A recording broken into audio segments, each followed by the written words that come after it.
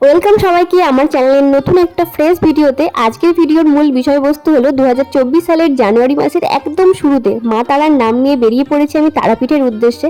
তারই train journey পুরোটা share করব তোমাদের সাথে, থাকবে ছোট বড় অনেক ইনফরমেশন। সেই জন্য ভিডিওর শুরুতেই সবার কাছে একটা রিকোয়েস্ট, ভিডিওটা স্কিপ না করে শেষ পর্যন্ত দেখার। তাহলে চলো বেশি কথা না বাড়িয়ে আজকের ভিডিও শুরু করা যাক। আর তারাপীঠ যাওয়ার জন্য আমরা হাওড়া বা শিয়ালদা দু জায়গা থেকে নিজেদের ইচ্ছে মতো টিকিট বুক করতে পারি। আমাদের সাথে যেহেতু বাকি ফ্যামিলি মেম্বার্সরা ছিল, সেই জন্য শিয়ালদা থেকে বেরিয়ে আমরা একটা বাস নিলাম আর ওখান থেকে আমরা চলে গেলাম হাওড়া স্টেশনে।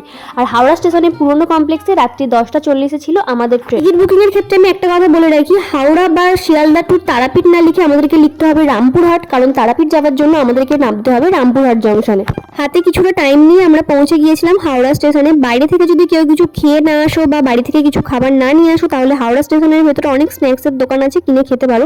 তবে বাইরের থেকে দামটা কিন্তু ওখানে একটু বেশি হয়। আমরা আমাদের বাড়ি থেকেই যে খাবার বানিয়ে নিয়েছিলাম সেটা আমরা স্টেশনে বসেই খেয়ে নিলাম। ট্রেনে উঠে আর খাবার ঝামেলা রাখবো না, কারণ অনেকে হয়তো শুয়ে পড়বে, রাত্রি হবে, সেই জন্য তাদের ডিস্টার্ব হতে পারে। আর ট্রেনে কিন্তু কোনো রকম খাবার পাওয়া যাবে না বা কোনো হকাররাও রাত্রে উঠবে না, সেই জন্য বাইরে থেকে খাবারটা খেয়ে নেওয়াটাই কিন্তু ভালো। খাওয়া দাওয়া শেষ করে স্ক্রিনে দেখে নিলাম 13027 হাওড়া জামালপুর কবিগুরু এক্সপ্রেস, যার বোর্ডিং আমাদের রামপুরহাট জংশন 3 নম্বর প্ল্যাটফর্মে দিয়ে দিয়েছে। আমরাও চলে গেলাম ট্রেনের সামনে। তো চলো তোমাদেরকে ট্রেনটার একটু ছোট ট্যুর দিয়ে দিই।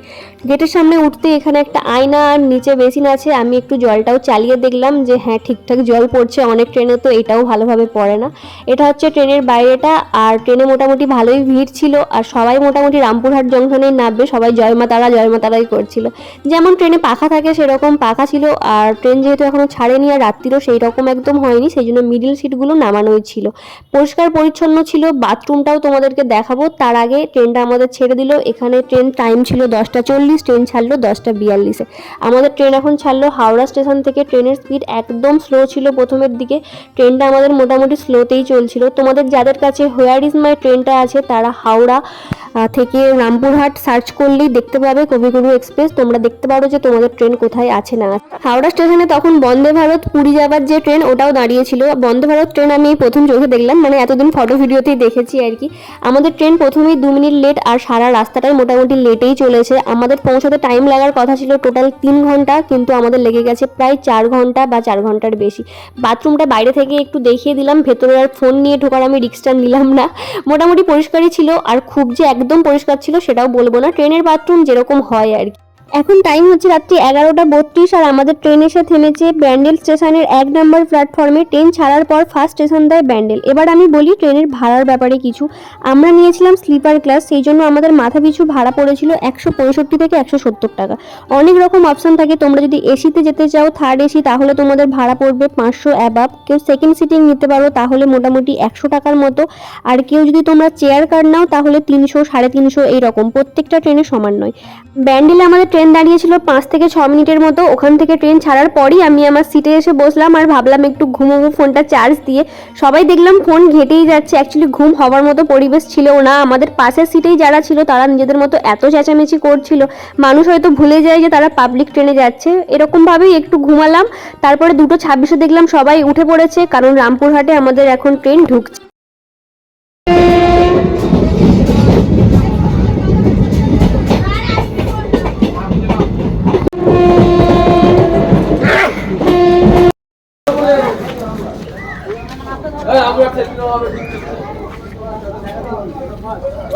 স্টেশন মডিফাই হচ্ছে নাকি বাবা?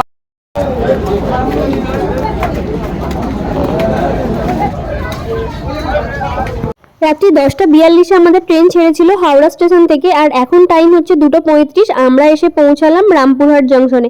এত রাত্রি হলেও স্টেশন যে একদম ফাঁকা ছিল তা না, মোটামুটি ভিড় ছিলই। আমাদের যেখানে সময় লাগার কথা ছিল ওই 3 ঘন্টার মতো, সেখানে প্রায় 4 ঘন্টা লেগেই গেছে। আর শীতের রাত্রে বাইরে সবাইকে এইভাবে শুয়ে থাকতে দেখে এত কষ্ট হচ্ছিল।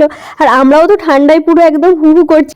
এটা হলো স্টেশনের বাইরেটা, যেটা হুবহু মন্দিরের আদলেই তৈরি। এত রাত্রি হয়ে গেছে বলে ভয় পাবার কোনো দরকার নেই, গাড়ি ঘোড়া সবসময় এখানে অ্যাভেলেবল অ্যাভেলেবেল থাকে। দুপাশ স্টেশন থেকে হেঁটে বেরিয়ে আসলেই অনেক টোটো অটো দাঁড়িয়ে থাকে। পার হেড এখানে 50 টাকা করে পড়ে।